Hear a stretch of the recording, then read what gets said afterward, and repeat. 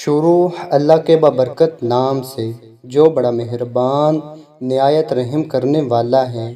چچا رشید کی بیٹی کا نکاح ہوتے ہوئے رہ گیا۔ آج محلے کی سب سے بڑی خبر یہی تھی جو جنگل میں آگ کی طرح ہی پھیل گئی تھی۔ جس نے بھی سنا اس نے دانتوں کے نیچے زبان دبائی کہ بیچاری بن ماں کی بچی کے ساتھ یہ کیا غضب ہو گیا۔ قسمت ہی خراب ہے ان بہن بھائیوں کی، چھوٹے چھوٹے تھے تو ماں مر گئی، جوان ہوئے تو پہلے بھائی کی بچپن کی منگنی ٹوٹ گئی۔ سگی پھپھو نے مری ہوئی بھابھی کا بھی نہ سوچا اور منگنی توڑ کر لڑکی کی شادی کہیں اور کر دی۔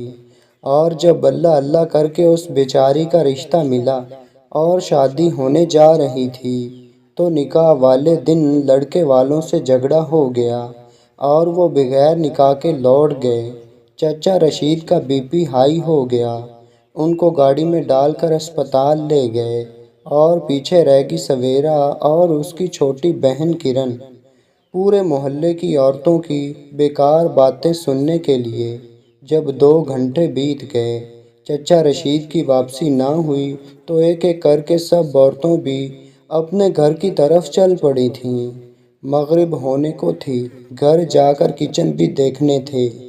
وہ لوگ مٹھائی اور چینی تو واپس لے گئے تھے، ہاں رشید چچا کی طرف سے جو نمک پارے، پکوڑے اور سموسے دیے جانے تھے سو وہ کچن میں موجود تھے، ساتھ میں کشمیری چائے بھی تھی۔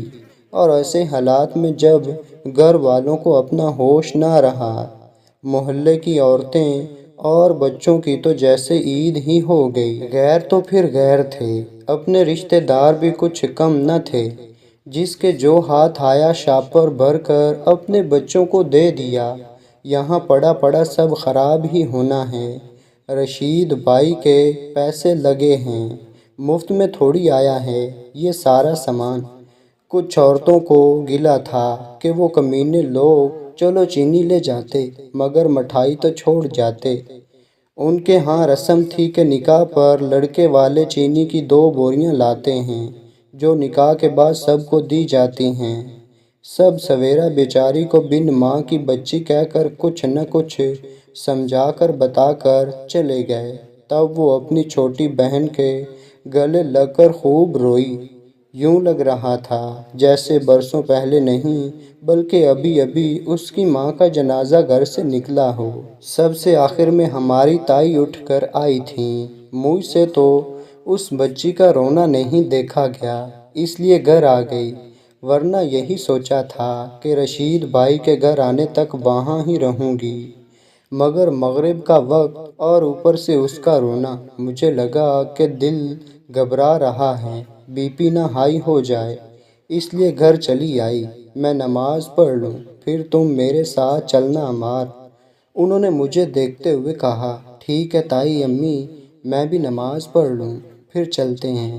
قسم سے اگر میرا کوئی بیٹا ہوتا تو ہاتھ پکڑ کر رشید بھائی کے سامنے لے کر جاتی اور کہتی کہ میں بہو بنانا چاہتی ہوں سویرا کو۔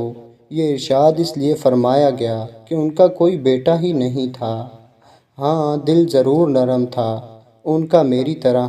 پہلے تائی امی کو بی پی ہائی ہونے کا خطرہ تھا، اب شوگر نیچے جا رہی تھی، اس لیے نماز پڑھ کر مجھے روٹی پکانے پہ لگا دیا، پھر آرام سے روٹی کھائی اور اب ہم دونوں ٹارچ لے کر گھر سے نکل آئی تھیں۔ ویسے تائی امی، یہ لڑکے والوں سے جھگڑا کس بات پہ ہوا تھا کہ وہ یوں نکاح چھوڑ کر چلے گئے؟ میں نے وہ سوال پوچھ لیا جو سب سے اہم تھا، کسی نے اس بات پر توجہ ہی نہیں دی تھی۔ نکاح نہیں ہوا، چچا رشید کو اسپتال لے گئے۔ ان 2 بڑی خبروں کے بعد شاید ہی کسی نے یہ سوچا ہو، بڑے ہی کمینے لوگ تھے عمار۔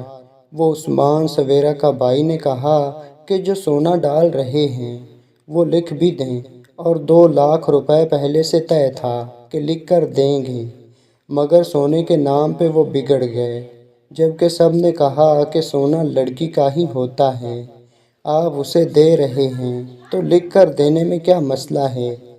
کچھ لوگوں نے عثمان کو بھی سمجھایا مگر وہ لڑکے کا باپ کہنے لگا کہ پہلے ہی 2 لاکھ طے کر لیا تھا، اب سونا کہہ رہے ہیں، بارات آنے پہ اور خرچہ نکال لے گے کہ یہ رسم کرنی ہے وہ رسم کرنی ہے۔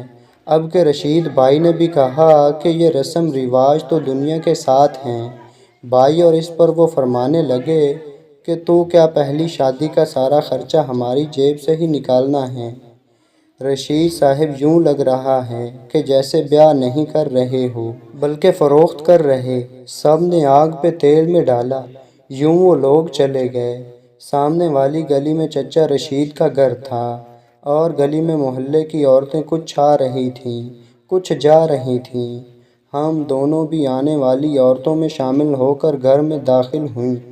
3 کمرے اور ان کے آگے چھوٹا سا برآمدہ تھا۔ گیٹ سے برآمدے کے درمیان مختصر سا کچن تھا، جس کو عبور کر کے ہم نے برآمدے میں قدم رکھا۔ چچا رشید برآمدے میں ہی ایک چارپائی پر بیٹھے تھے۔ چھوٹی کرن ان کا سر دبا رہی تھی۔ دوسری سائیڈ پہ سویرا بیٹھی تھی۔ اس نے کپڑے بدل لیے تھے مگر منہ نہیں دھویا تھا۔ سادہ سے بلیک سوٹ میں اس کی روئی روئی سرخ آنکھیں، آدھا ادھورا میک اپ بھی موجود تھا۔ وہ چپ چاپ بیٹھی تھی، اور مجھے تائی امی والی بات یاد آئی کہ اگر ان کا بیٹا ہوتا تو وہ بہت خوبصورت تھی مگر ہمیشہ سادہ رہتی تھی۔ آج تیار ہوئی تو بالکل شہزادی لگ رہی تھی۔ تو مجھے بھی خیال آیا، مگر میرا ایک بھائی شادی شدہ تو دوسرا ابھی کالج میں تھا، اور اس نے بھی تائی امی کا داماد بننا تھا۔ سو فوراً وہ خیال اڑ بھی گیا، مگر اب وہاں باتوں کا رخ دوسری طرف چلا گیا تھا۔ ایک آنٹی جی کہہ رہی تھیں، اللہ کا شکر ادا کرو رشید بھائی، تمہاری بیٹی ایسے لوگوں میں کیسے گزارا کرتی۔ لڑکے کا باپ بڑا لالچی لگ رہا تھا، بڑے ہی بد سلیقہ لوگ تھے۔ دوسری بولی، ہاں رشید بھائی، یقین کریں کوئی نیکی کام آ گئی۔ آپ کی ساری زندگی کے رونے سے یہ رونا ٹھیک ہے۔ تمہاری بیٹی یوں سمجھ لو کہ کنویں میں گرنے سے بال بال بچ گئی۔ اور چچا رشید صرف سر ہلا رہے تھے۔ اللہ جانے وہ سن بھی رہے تھے یا نہیں۔ ٹھیک کہہ رہی ہیں آپ خالہ، اللہ کے ہر کام میں بہتری ہوتی ہے۔ اچھا ہوا جو ہوا، اللہ نے میری بہن کے لیے کچھ اچھا سوچ رکھا ہوگا۔ چچا رشید نے کسی کی بات کا جواب نہ دیا تھا، لیکن عثمان بول پڑا، ہاں بیٹا، ضرور، کیوں نہیں، ضرور اللہ راہ نکالے گا۔ تمہاری بہن کی قسمت میں ضرور کوئی اچھا خاندان اور اچھا انسان لکھا ہوگا۔ تائی امی نے بھی اپنا حصہ ڈالا تھا۔ جب رشید چچا نے کہا کہ ان کو ایک ضروری بات کرنی ہے، تب کچھ چہرے حیران اور کچھ پریشان نظر آئے کہ چچا رشید نے وہاں موجود سب محلے داروں اور رشتہ داروں سے کیا ضروری بات کرنی تھی۔ چچا رشید نے کہا، میں اپنی بیٹی کی شادی اسی دن کرنا چاہتا ہوں۔ ہماری ساری تیاری ہو چکی ہے، برسوں سامان اٹھانا ہے، میں گھر لا کر کہاں رکھوں گا۔ میں آپ سب سے کہہ رہا ہوں کہ میری جو تھوڑی عزت باقی ہے وہ بچا لیں۔ آپ میں سے کوئی اسے اپنی بہو بیٹی بنائے۔ سب حیران سے منہ کھولے ان کی شکل دیکھ رہے تھے، یہاں تک کہ عثمان اور سویرا بھی۔ اچانک سے سب زبانوں کو تالا لگ گیا، پھر سب باری باری شروع ہوئیں۔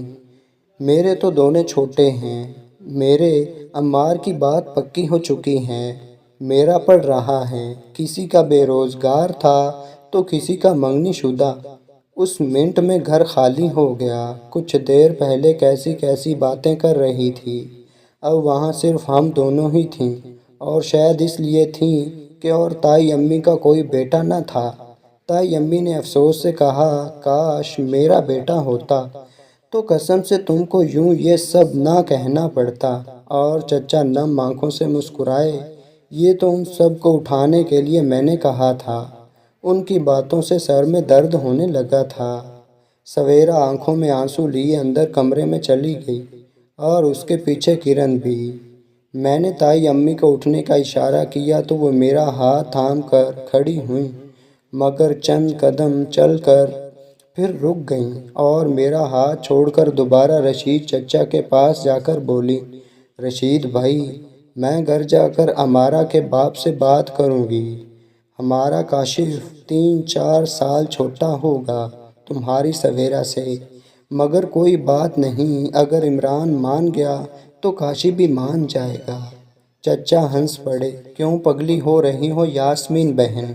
اور مجھے بھی یہیں لگا کہ تائی امی کا دماغ چل گیا ہے، وہ بھول گئی ہیں کہ کچی پکی ہی صحیح مگر کاشی کی بات ان کی اپنی بیٹی منہل سے طے ہے۔ میں مذاق نہیں کر رہی، نہ پاگل ہوئی ہوں، میں گھر جا کر بات کروں گی، آگے بچی کے نصیب۔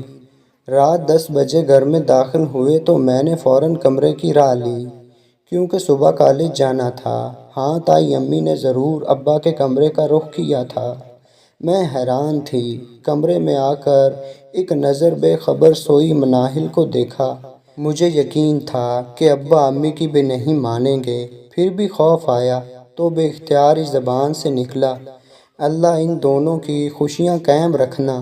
بستر پہ لیٹ کر کچھ دیر تو خیال کا جگنو ادھر ادھر اڑتا رہا، مگر پھر نیند مہربان ہوئی تو میں سوئی۔ کالج جانے سے پہلے تائی امی کی شکل بتا رہی تھی کہ وہ ناکام رہی ہیں، اور مجھے تھوڑا سکون ملا۔ ان کی اس ناکامی ایک طرف، مگر مجھے کاشی کی خوشی عزیز تھی، اس لیے پرسکون ہو کر کالج چلی آئی، کیونکہ تائی امی اپنی کوشش میں ہار چکی تھی۔ مجھے پہلے ہی پتہ تھا کہ امی ابا نہیں مانیں گے، اور کاشی کو بھی کسی پاگل کتے نے تو نہیں کاٹا کہ وہ مناہل کو چھوڑ کر خود سے اتنی بڑی لڑکی سے شادی کر لے۔ ہاں، مگر پھر بھی مجھے اس سویرا پہ ترس آ رہا تھا، مگر میں اس کی کوئی مدد نہیں کر سکتی تھی۔ اور جب ہم شام کی چائے پی رہے تھے، ابا عصر کی نماز پڑھ کر آئے اور بتایا کہ کل چچا رشید کی بیٹی کی مہندی ہے، اور یہ سن کر مجھے اور تائی امی کو سچ میں اچھا لگا۔ امی بولی، آپا آپ ویسے ہی پریشان تھیں، دیکھ لیں اتنا بڑا خاندان سے مل ہی گیا نا، رشید بھائی کو رشتہ۔ ابھی دنیا میں اچھے لوگ بھی موجود ہیں۔ ابو ان کی بات پر استہزائیہ انداز میں بولے، ہاں اچھے لوگ موجود ہیں، کچھ ڈراموں اور کہانیوں میں، اور کچھ اچھے لوگ صرف امیروں کے کام آتے ہیں، غریب کے حصے میں نہیں آتے۔ ان کی بیٹی کی شادی وہیں پہ ہو رہی ہے جہاں پہ نکاح ہوتے ہوئے رہ گیا تھا، اور میں حیران رہ گئی کہ ابھی کل وہ سارے خاندان کے سامنے ہزار باتیں سنا کر گئے، نہ اپنی عزت کا سوچا اور نہ رشید چچا کی عزت کا خیال کیا، مگر رشید چچا پھر بھی ان کو ہی اپنی بیٹی دے رہے ہیں۔ جی چاہ رہا تھا کہ جا کر اس کے بھائی سے پوچھوں کہ اب کیا ہوا۔ کل بڑا شکر ادا کر رہے تھے کہ بغیر لوگوں سے جان چھوٹی، تو اب کیا ہوا؟ مگر میں ایسا نہیں کر سکتی تھی کہ ہماری نہ کوئی رشتہ داری تھی اور نہ بھی سلام دعا، محلے داری بھی سلام دعا کی حد تک تھی، مگر مجھے یہ اچھا نہیں لگا۔ جو ٹھکرا کر چلے گئے تھے وہ ان کے ہی گھر جا رہے تھے۔ میرے میاں بتا رہے تھے کہ بیچارے رشید بھائی نے خود جا کر بات کی ہے ان لوگوں سے، اور نہ جانے کس شرط پر مانے ہیں وہ لوگ۔ ہاں، یہ بات میں نے بھی سنی ہے کہ لڑکے کے باپ کے پاؤں بڑے ہیں۔ سر سے اتارنے والی بات کی رشید بھائی نے بھی بیٹی کو۔ میں امی اور تائی کے ساتھ رشید چچا کے صحن میں بیٹھی تھی، اور ہمارے آس پاس موجود عورتیں کتنی دیر سے ایسی ہی باتیں کر رہی ہیں۔ کوئی کہتی تھی عثمان گیا تھا ان کو منانے، ایک نے کہا لڑکا خود رات کو آیا تھا رشید بھائی کے پاس، جبکہ اکثر عورتوں کا خیال تھا کہ اچھا ہی ہوا کہ شادی ہو رہی ہے سویرا کی، ورنہ کون بیاہ کر لے جاتا، اچھا ہے اپنے گھر کی ہو جائے گی۔ یہ سب وہ عورتیں تھیں جن کے گھر جوان لڑکے موجود تھے۔ جتنی عورتیں اتنی باتیں، اور وہ ٹھیک ہی کہہ رہی تھی، وہ سب ان کے خاندان کی تھی، مگر چچا رشید کی بات سن کر کیسے غائب ہو گئی تھی۔ ان میں سے کسی نے سویرا کا ہاتھ نہ تھاما تو کوئی غیر کہاں سے آتا تھا۔ چلو اللہ بچی کے نصیب اچھے کرے، بس یہ دعا کرو۔ تائی کی بات پہ سب نے آمین کہا، اور جب کھانا کھل گیا کی آواز آئی تو سب ایسے بھاگی تھیں کہ جیسے زندگی کا پہلا یا پھر آخری کھانا ہو۔ کھانے سے فارغ ہو کر جلدی دلہن کو باہر لے آئے۔ عام شادیوں جیسا کچھ نہ تھا، نہ مووی بن رہی تھی، نہ لڑکے والے دلہن کے آگے پیچھے تھے، صرف دلہن اور دولہے کی تصویریں لی موبائل میں، اور رخصتی کا شور اٹھا۔ گاڑی میں بیٹھنے سے پہلے وہ جب اپنے بھائی کے گلے لگ کر بلند آواز میں روئی، بالکل یوں جیسے کسی کے جنازے پہ، کسی کی میت اٹھنے پہ روتے ہیں، تو بہت آنسو آئے تھے دوسری کی آنکھوں میں۔ ہاں، شاید یہ جنازہ ہی تھا اس کی عزت کا۔ کیا ہوا، کیسے ہوا، اور کس نے کس کے پاؤں پکڑے، اللہ ہی جانے۔ اس لڑکی سے کسی نے نہ پوچھا تھا، اس کی حالت بتا رہی ہیں، اس کی خواہش اور اس کی مرضی نہیں پوچھی گئی تھی کہ جو ٹھکرا کر چلے گئے تھے وہاں رہنا چاہتی ہے یا نہیں۔ وہ روتے روتے گاڑی میں بیٹھ گئی۔ تائی امی نے کہا، بیچاری بن ماں کی بچی سب کچھ دل میں لے کر چلی گئی، ماں ہوتی تو وہ ماں کو بتاتی وہ سب جو اب آنسوں میں بہا کر چلی گئی ہیں۔ اور اس لمحے پہلی بار وہ مجھے بن ماں کی بچی محسوس ہوئی تھی جب چچا رشید گاڑی کے اوجھل ہو جانے کے بعد پھوٹ پھوٹ کر رویا تھا۔